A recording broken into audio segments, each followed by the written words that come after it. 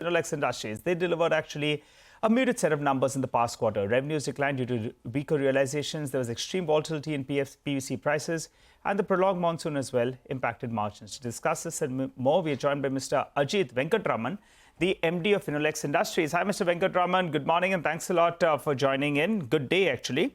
The past quarter was a muted one. You know, in the past, I think you had given us a volume guidance, and you had said that you're quite confident of getting to that mark of around 10 to 15% volume growth for FY25. Do you stick by that? And I just wanted to ask you, in the past quarter, was there a bit of a volume push? Did you give discounts to your buyers? And that's what caused some further compression on margins? See, Q2 always has been a weak quarter for the pipes and fittings industry. So this is something, not an aberration, but normal. But this quarter, we did see a very steep drop in PVC prices, and that has impacted the margins. In terms of discounts, there's not an appreciable discount, but the falling prices did build in the volumes. Okay, so for the year, you stick to 10 to 15%. Do you think it will miss the lower end, or do you think the second half is going to be so wonderful that you can get to the upper end? See, with the monsoons being good in most part of the country, we expect the second half to be good. Our forecast will be about 10 to 12% given the first half performance. So, Mr. Venkataraman, good afternoon. So, in effect, you are trying to reduce the upper end of the guidance that you had given earlier. So, from 10 to 15, you're toning it down to 10 to 12%. If I've read that correctly. That is correct. All right. Now, I wanted to ask you, sir, about the volatility in PVC prices also that you had just alluded to because of the monsoons as well. Could you quantify that impact that it has had on your margins, and by when do you expect that to stabilize? See, mid-June to the third week of June, we had PVC prices nearing about 97, 98 rupees per kg. And by 10th of August, we had seen that reduced to 77, 78 rupees. That's a significant, almost 20% drop, which is quite difficult to absorb when the market pricing is quite efficient. Any change in PVC prices immediately transfers into the pricing in the market. We have seen the prices stabilize, though.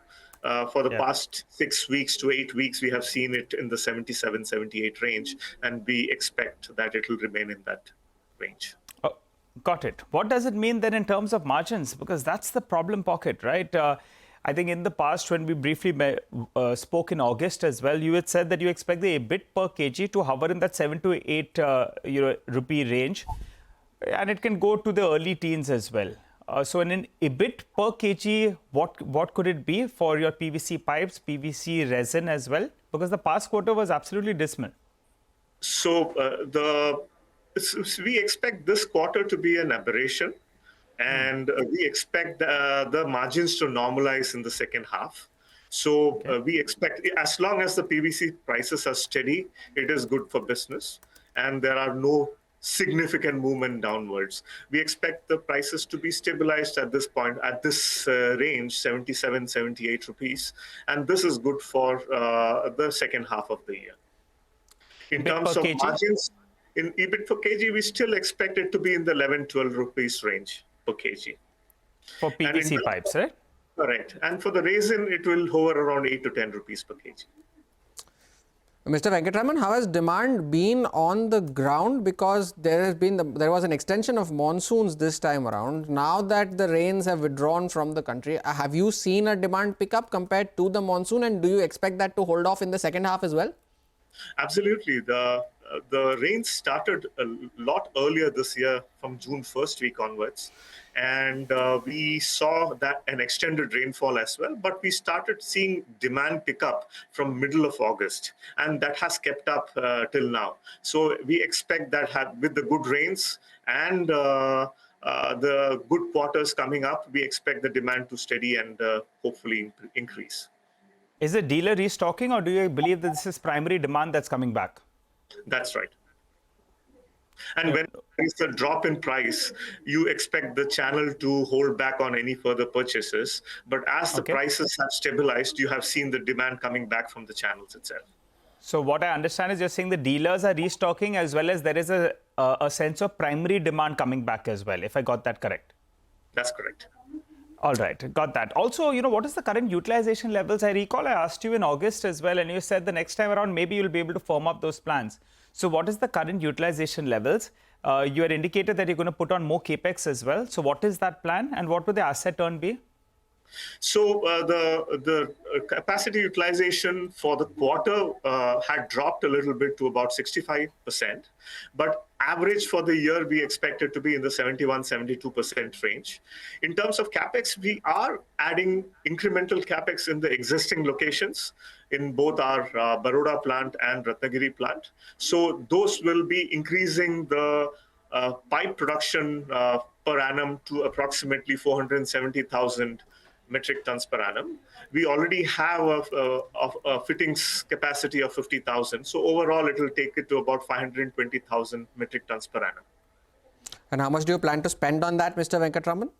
See, this will be a part of the capex, which the incremental capex and the maintenance capex spend of approximately 150 crores per year, which we had indicated upfront. And lastly, for the resin segment, sir, what has led to the margin expansion this time around? Because the revenue growth was muted, and what do you see that going into the second half? So we have done some basic logistic changes in the company, which is helping us to not store the raw materials for a prolonged period during the rainy season, which has helped us to control the margins.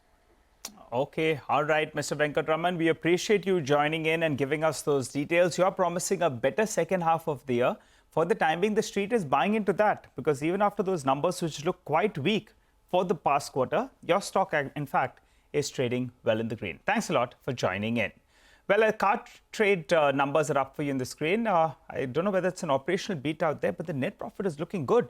It's coming at around 28 crores. Revenues as well up close to around 29%. So prima facie, just looking at these headline numbers, it's looking like a good set of numbers. Some of these counters, volumes are not very, very high. They've already got sold off in the last couple of weeks or so. You have car trade that's up 6%. Arvind Smart Spaces as well came out with its set of numbers, I think, on Friday. The stock actually ended lower, but today it's pulling back a lot of that. And as we speak, Arvind Smart Spaces is another stock that's at the high of the day. Car trade is one of the worst performing IPOs in recent times, right? The stock had fallen to a low of as much as 600 from an IPO price of 1600, and now it's seen a recovery from those levels, now back around levels of 1050, and continues to build on those gains after the numbers that have come up. So as of now, the top line and the bottom line look strong for car trade tech, the stock at the highest point of the day. Time for a short break here on Halftime Report. On the other side, we'll speak to Umesh Revankar, the Executive Vice Chairman of Shriram Finance, to discuss their second quarter performance. Stay tuned.